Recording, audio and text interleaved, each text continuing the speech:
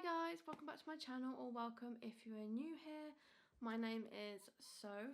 For today's video we're going to be doing our last TBR of the year, which sounds insane to say. I cannot believe we have reached December already. But also, before I start, if you have come here from my previous video, my 10 books I'd like to read before the end of the year, no, you did not, because the books on my TBR, as expected, are quite different to the books that were in that video.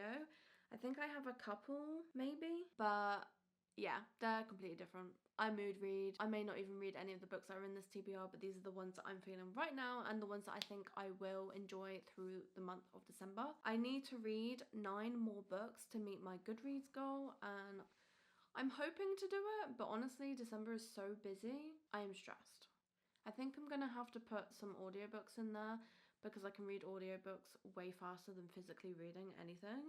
So hopefully that'll help, but I'm just gonna get straight on into it. So first up, as a carryover, I have put Caraval back on my TBR from last month. November was a really rubbish reading month for me. I just had so much going on and not a lot of time for reading. It wasn't Caraval's fault that I didn't pick it up.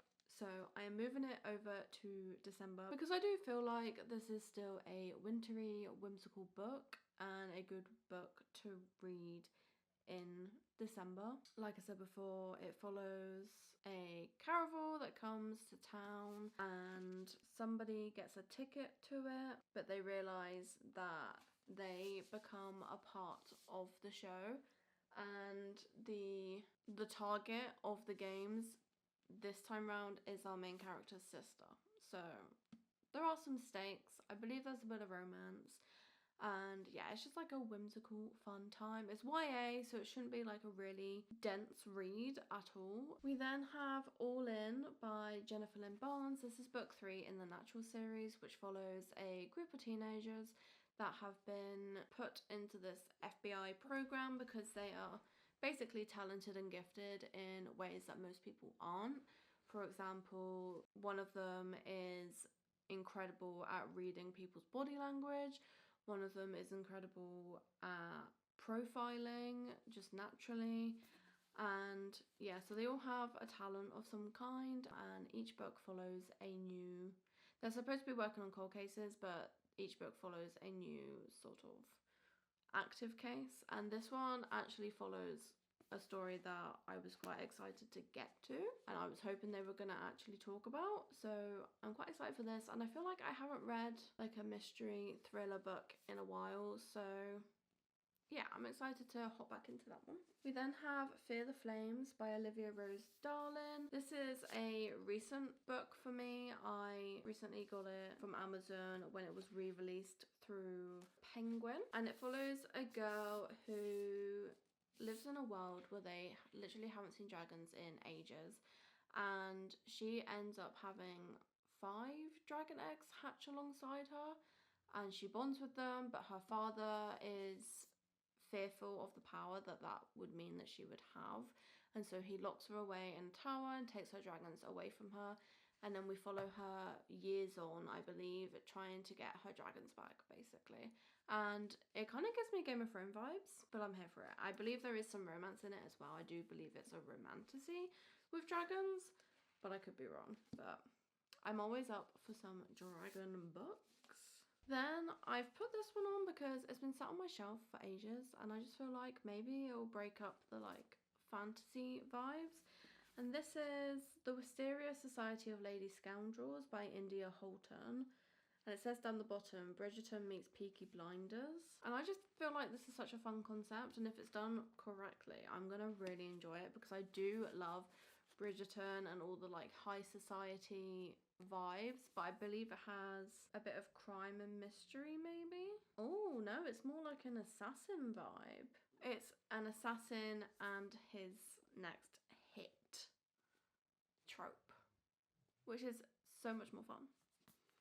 I'm very excited. I don't want to read the blurb because I don't want to know too much about it, but it's basically like high society. She's a lady scoundrel. He is an assassin and she is his next hit, but it just says down the bottom, he's faced with a conundrum. Does he kill her or fall in love with her? That sounds fun. Then this one, because apparently I just want to make myself cry this Christmas. We have If He Had Been With Me by Lauren Nolan.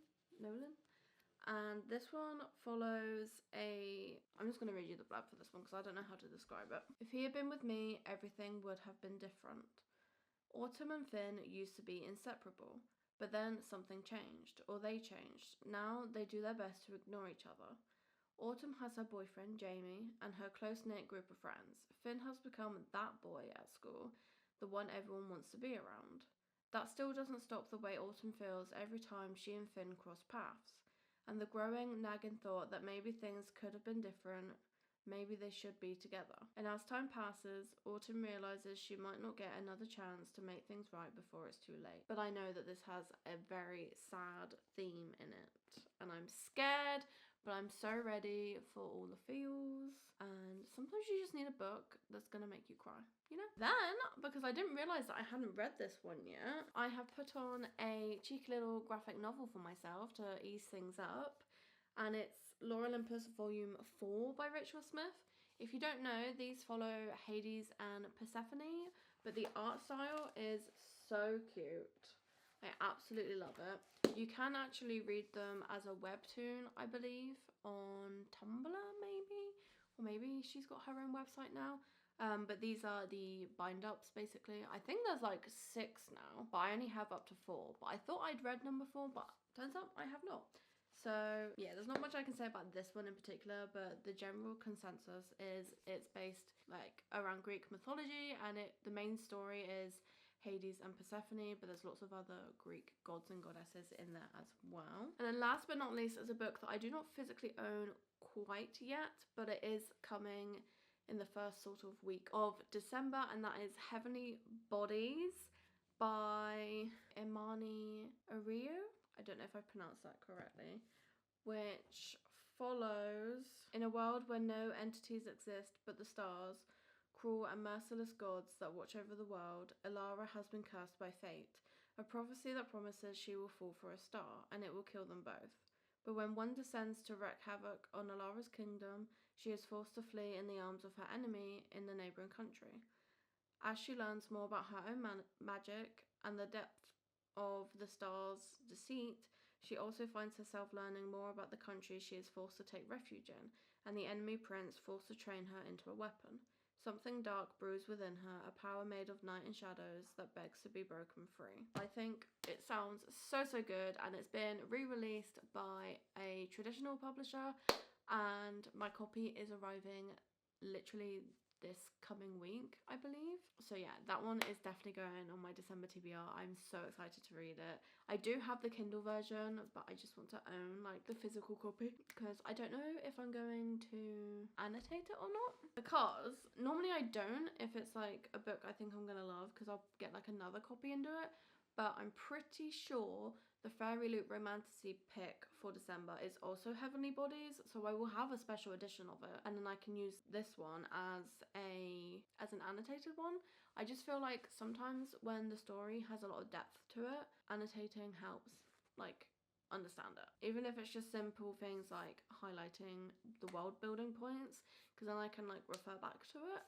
And I also read the sentences more than once, so it like goes in my brain. I don't know if there's any science behind that. That's what makes it easier for me. But anyways, those are the books that were on my final TBR for 2024.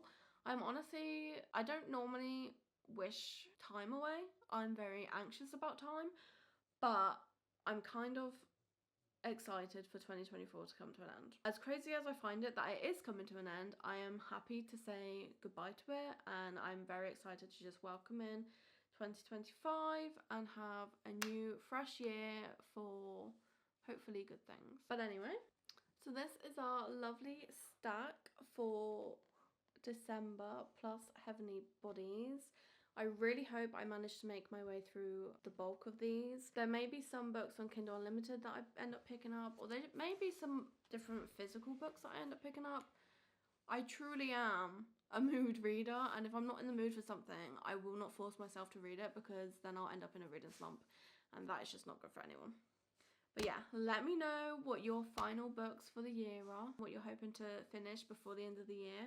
And also let me know if there's any books in 2025 that you are highly anticipating, because there is a lot of good ones coming out next year and I'm excited for that. If you like these videos, as always, give us a big thumbs up because it really, really helps me. And don't forget to hit that subscribe button before you leave so you don't miss the next video. Bye guys!